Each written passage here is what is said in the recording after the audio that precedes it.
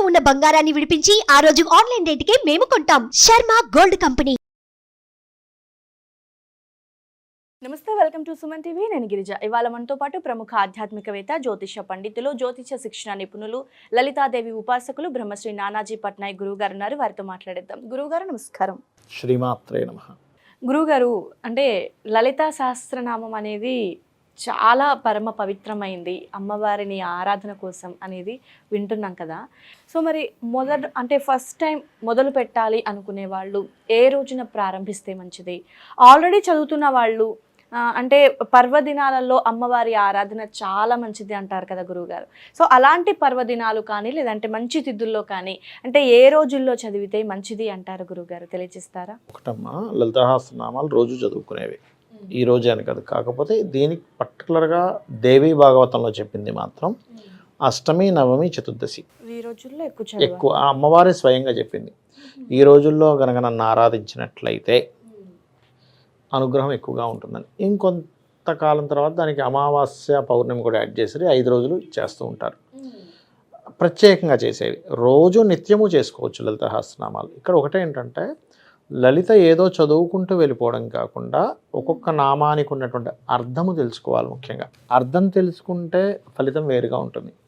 Total మొత్తం లలిత సహస్రనామాలని మనము ప్రతి నామానికి ఉన్న అర్థం తెలుసుకొని చేసినప్పుడు ఏమవుతుందంటే ప్రకృతి అంటే ఏంటి, విశ్వం అంటే ఏమిటి అనేది మీకు అర్థమవుతుంది. ఎలా జీవించాలో కూడా తెలుస్తుంది. ఇప్పుడు చూడండి, అందుకే వాటికి లలిత సహస్ర రహస్యనామాలు, దేనికి రహస్యనామాలను ఉండవు. ఓకే, అందుకని వాటికి ఉండేటువంటి శక్తి అటువంటిదమ్మా, గుర్తుపెట్టుకోండి.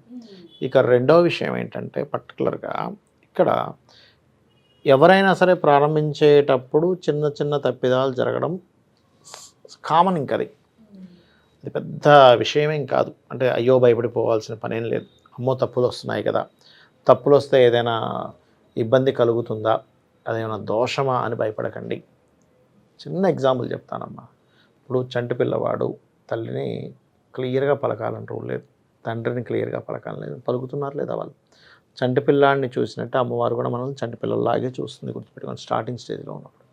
కానీ మొత్తం చక్కగా నేర్చుకున్న తర్వాత మాత్రం తప్పు లేకుండా నేర్చుకోగలగాలి.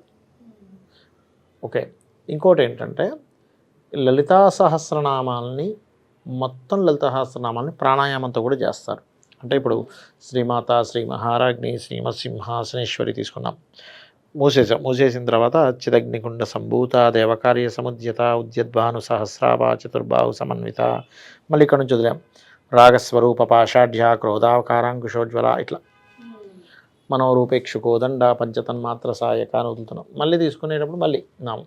అలా చేసేవాళ్ళు ఉంటారు. యూట్యూబ్లో రికార్డ్ పెట్టుకొని కూడా చేస్తూ ఉంటారు. అంటే మీరు ఎప్పుడైతే మంత్రంతో మీ యొక్క ప్రాణాయామాన్ని కనుక చేసినట్లయితే, ఇంకొంతమంది ఇలాగే కూర్చొని కూడా ముక్కులోంచి గాలి తీసుకొని నిలుపుతారు, నిలిపి మళ్ళీ వదులుతూ ఉంటారు. అది గురువుల దగ్గర వాళ్ళ యొక్క సమక్షంలో నేర్చుకొని చేయాలి, పర్టికులర్గా గుర్తుపెట్టుకోండి. అలాగే అమ్మవారి యొక్క నామాలన్నీ తెలుసుకున్నాక మీకు ఏమర్థమవుతుందంటే అమ్మవారు లేనటువంటి చోటు లేదు అనేటువంటిది అర్థమవుతుంది. ప్రతి వస్తువుకి వెనక దాగున్నటువంటి శక్తి అమ్మవారు అని అర్థమవుతుంది. ఇప్పుడు ఉదాహరణకి ఇక్కడ లైట్ వెలుగుతుంది, ఈ లైట్ వెలుగుతున్న ఈ కాంతి రావడానికి ఉండే వెనక ఎనర్జీ అమ్మవారు అని అర్థమవుతుంది. మనం మాట్లాడుతున్నప్పుడు మాటకి మాట ఎలా వస్తుంది, వైఖరిని లలిత సహస్రనామాల్లో ఉంది, మాట ఎలా వస్తుందని అది మీకు అర్థమవుతూ ఉంటుంది. అలా ఏంటంటే ఈ విశ్వం మొత్తం ఎలా నడుస్తుంది అనే విషయం మీకు ఒక క్లారిటీ వస్తుందమ్మా. వచ్చినప్పుడు మీ దృష్టికోణం మారిపోతుంది మీకు అర్థం తెలియడం వల్ల. తెలియకపోవడం వల్ల ఉండే తేడా ఏమిటంటే, ఇప్పుడు మీరు చూడండి, ఏదైనా ఒక వస్తువు పనిచేస్తుంది అనుకోండి, ఆ వస్తువు మొత్తం మీరు అది ఎట్లా వర్క్ చేస్తుంది అని తెలిసింది అనుకోండి, దాన్ని చూసే దృష్టికోణం వేరే ఉంటుంది. అది ఎట్లా వర్క్ చేస్తుందో తెలియనప్పుడు దాన్ని ఏదో వాడుతున్నారు, దాని దృష్టికోణం వేరే ఉంటుంది. అలాగే లలితా సహస్రనామాలు ఒకటి భయం లేకుండా చదవాలి, భక్తిగా చదవాలి, భయంతో సంబంధం లేదు అక్కడ. రెండవది ఏంటంటే నేను ఇందాక చెప్పినట్టుగా అష్టమి, నవమి, చతుర్దశి చక్కటి ఫలితాలు ఇస్తుంది, అమావాస్య, పౌర్ణమి కూడా. అలా కాకుండా నిత్యం కూడా చేసుకోవచ్చు. కానీ ఏదైనా ఉపాసన చేసేటప్పుడు మాత్రం అష్టమి నుంచి అమావాస్య వరకు చేస్తారు. ఉపాసన సంబంధంగా ఏదైనా అమ్మవారికి తీసుకున్నప్పుడు. అదేవిధంగా ఎటువంటి ఇంట్లో ఎటువంటి శుభకార్యం జరిగినా లలిత సహస్రనామాలు చదువుకోవచ్చు.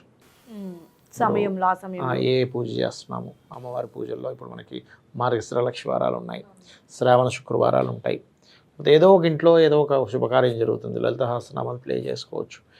ఇంకొంతమంది అయితే నేను ఏదో ఓపెనింగ్ చేస్తున్నారు ఉదాహరణకి, అక్కడ సడన్గా అప్పటికప్పుడు ఒకరోజు ఇట్లాగే నాకు కాల్ వచ్చింది, ఏమండి సార్ మేము ఈ ఓపెనింగ్కి పురోహితుని పిలిచాము, ఆయనకి ఏదో పాపం వేరే అనుకోకుండా కొన్ని కారణాల వల్ల క్యాన్సిల్ అయిపోయింది, ఇంకోరు మాకు దొరకట్లేదు, ఏం చేయాలి, కానీ ఇది ముహూర్తం అనుకున్నాం, లలితా సహస్రనామాలు ప్లే చేసుకుని లేదా మీరు నోట్తో చదువుతూ స్టార్ట్ చేయండి అన్న.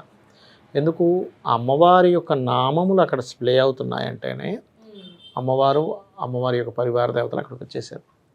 అంతకంటే శుభమే ఉంటుంది చెప్పండి. అలానే ప్రతిసారి పురోహితుని పిలవకుండా చేయండి అని నేను చెప్పట్లే, అత్యవసర పరిస్థితుల్లో చేసుకోండి, అందులో ఏమీ తప్పులేదు. అలా కాకుండా ఒక నామం తీసుకున్నాం, ఇప్పుడు ఒక రక్షణ శక్తి కావాలి, శ్రీమాత్రే నమః, లేదా ఒక జాబ్ కావాలి, ఓం శ్రీమాత శ్రీ మహారాజ్ని శ్రీమత్ సింహాసనేశ్వరి నమః, లేదా ఓం మాణిక్యమకుటాకార జానుద్వై విరాజితాయే నమః. అయితే ఇక్కడ ఏంటంటే ఆ నామాన్ని పలికేటప్పుడు ఎంతో అంటే దాన్ని మనసుతో పలకడం ప్రారంభించండి. ఓం అని మనసు పెట్టి చేయడానికి, మనసు పెట్టకుండా చేయడానికి చాలా తేడా ఉంటుంది.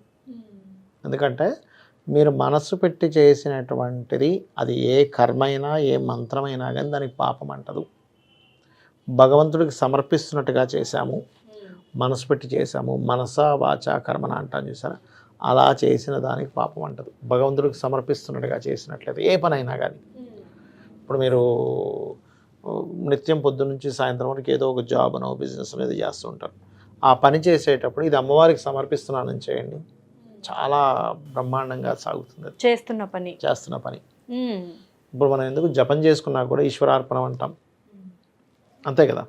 మీరు ఒక లలిత సహస్రనామాలు చదివారు, ప్రారంభించేటప్పుడు సిద్ధించాలి అని వదులుతారు, అయిపోయిన తర్వాత కూడా అమ్మవారి కోసమే పరమేశ్వర ప్రీత్యర్థం అని చెప్పని, లేదా లలిత అమ్మవారి ప్రీత్యర్థం అని చెప్పని మళ్ళీ అక్షింతలు వేసుకొని నీళ్ళు తీసుకొని వదులుతాం. అంటే ఏమిటి, ఆవిడ ప్రీతి కోసం చేస్తున్నా అని ఆవిడికే ఎప్పుడైతే దాన్ని దారబోసారో మళ్ళీ ఆవిడ ద్వారా మీకు వస్తుంది, అట్లా అనమాట. అయితే ఇక్కడ ఏంటంటే చాలామంది అంటుంటారు నాకు, ఏమండి మేము ఇంట్లో టైం సరిపోవట్లేదు, బస్సులోనో కారులోనో వెళ్తున్నా, కూర్చొని వినొచ్చా? తప్పకుండా వినొచ్చు, తప్పేం కాదు. కానీ ఇక్కడ ఏంటంటే మీరు ఒక ఆసనంలో కూర్చొని దీపారాధన చేసి పంచోపచారం చేసి ఇంట్లో కూర్చొని చేయడం వేరు, దానికంటే ఒక సిద్ధిస్తుంది. జనరల్గా మీరు ఏ కార్లోనో బస్సులోనో ట్రైన్లోనో ఫ్లైట్లోనో వెళ్తూ వినడం వేరు. అక్కడ మీరు చెప్పులు తీసేసి చక్కగా కూర్చొని వినొచ్చు, అది స్మరించేటువంటి ఫలితం వస్తుంది. స్మరణ ఫలితం వేరు, ఒక నిత్యం జపం చేసేటువంటి విధానంలో మీ ఇంట్లో పూజ గదిలో కూర్చునే ఫలితం వేరు. దీనికి చాలా తేడా ఉంటుంది, గుర్తుపెట్టుకోండి. అది ఇంకొంతమంది ఏం చేస్తారంటే ఇంట్లో వాళ్ళు కొన్ని ఇళ్లలో వాళ్ళకి రెస్ట్రిక్షన్స్ ఉంటాయి, ఒప్పుకోరు కొంతమంది ఇళ్లలో, భర్త వద్దంటాడే ఇలాంటివన్నీ ఏంటని. మానసికంగా కూడా చేయొచ్చమ్మా దానికి పూజ. మీరు కూర్చొని చక్కగా లలిత సహస్రనామాలు పెట్టుకొని ఇయర్ ఫోన్స్ పెట్టుకొని ఒక అమ్మవారు ఎదురుగా ఉన్నట్టుగా భావిస్తూ ఒక దీపం వెలిగించినట్టుగా, ఒక ధూపం గంధము పుష్పము ఆవిడకి ఇచ్చినట్టు లేదా ఆవిడకి అభిషేకం చేసినట్టు లలిత సహస్రనామాన్ని అలా ధ్యానం చేసుకున్నా కూడా ఖచ్చితంగా మీకు చేసిన ఫలితమే వస్తుంది, ఇంకా ఎక్కువ ఫలితం వస్తుంది మానసిక పూజకి. అలా అని మీరు స్టార్టింగ్గా మానసిక పూజ చేయడం అనేటువంటిది కరెక్ట్ కాదు. ఫిజికల్గా పూజ చేయడం నేర్చుకొని మీకు కుదరని సందర్భంలో అలా చేసుకోవచ్చు. ఎక్కడికో వెళ్ళిపోయాం సడన్గా, అక్కడెక్కడో కుదరలేదు, అక్కడ పూజ గదిలేదు, ఏం లేదు, మానసికంగా చేసుకోవచ్చు ఆ సమయంలో. ఓకే గురుగారు, సో అంటే ఈ మధ్య కాలంలో ఎక్కువగా వినిపిస్తుంది ఏదైనా ఉంది అంటే లలితాదేవి గురించి ఎక్కువగా వింటున్నాం. వినే స్టోరీ కానీ, చేసే ఆరాధన కానీ, ఏదైనా మంత్రం చెప్పినప్పుడు కానీ అమ్మవారి ప్రాముఖ్యత అది రోజు రోజుకి పెరిగిపోతుంది అనుకోవచ్చు. సో అమ్మవారి మీద ప్రేమ భక్తి కూడా అలాగే పెరుగుతుంది. అమ్మ అనే దానికి ఒక ఎమోషనల్ అటాచ్మెంట్ ఉంటుంది చాలా గురుగారు అది. అండ్ ఆల్సో అమ్మవారితో పాటు లలితా సహస్రనామం యొక్క పవిత్రత కూడా పెరుగుతుంది, అందరూ చదువుతున్నారు ఈ మధ్య కాలంలో చూస్తే కనుక. సో అంత చక్కటి లలితా సహస్రనామం గురించి చాలా విషయాలు మాతో షేర్ చేసుకున్నారు గురువుగారు, ధన్యవాదాలు. శ్రీమాత్రే నమః.